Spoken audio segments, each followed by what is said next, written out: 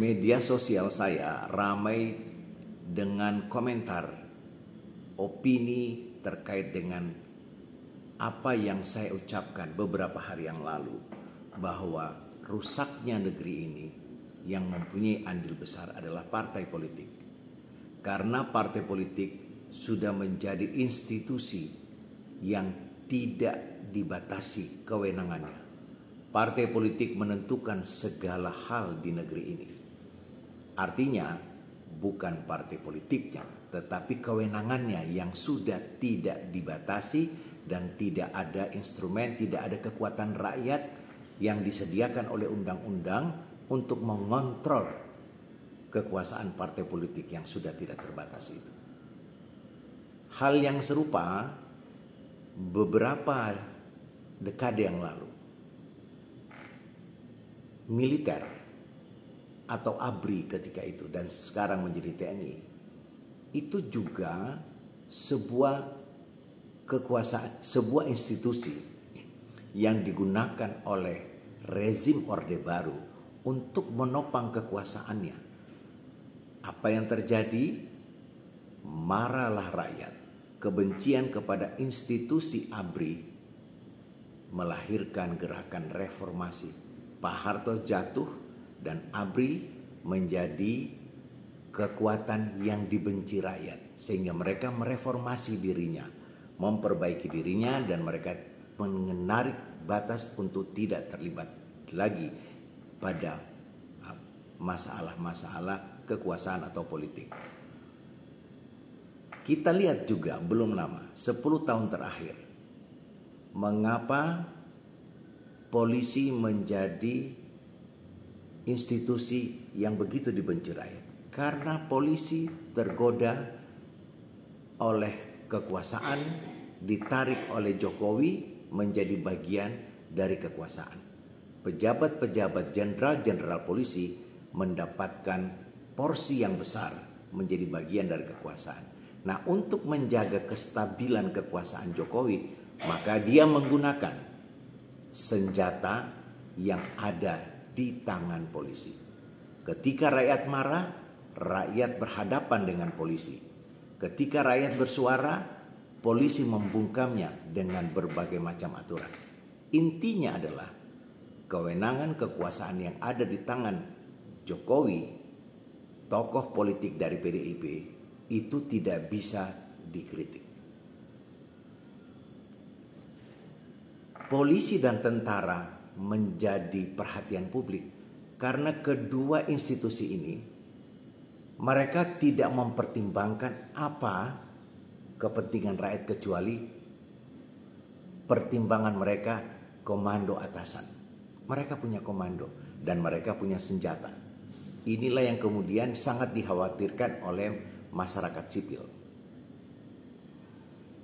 Padahal kalau kita membandingkan bahwa polisi, tentara, mereka punya garis komando dan mereka bersenjata, itu tidak kalah berbahayanya dengan partai politik yang hanya patuh dan taat kepada perintah ketua umum partai. Aspirasi rakyat hari ini hanya menjadi sekedar aspirasi kalau tidak ada dukungan dari partai politik, maka tidak akan terjadi perubahan. Maka oleh sebab itu, partai politik saat ini menjadi sebuah institusi yang dibenci rakyat karena kewenangannya sudah tidak terbatas. Bagaimana untuk membatasi itu semua? Tentu undang-undang politik yang meliputi undang-undang kepartaian, undang-undang pemilu, undang-undang MD3 di DPR itu harus direvisi.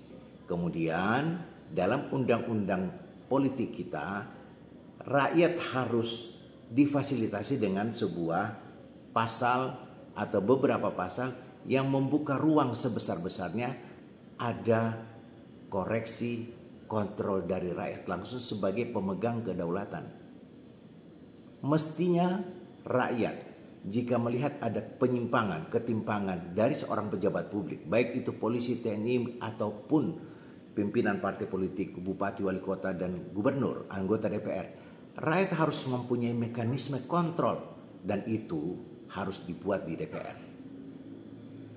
Ini adalah cara-cara kita dengan tingkat peradaban tinggi, tidak harus melalui reformasi ataupun revolusi.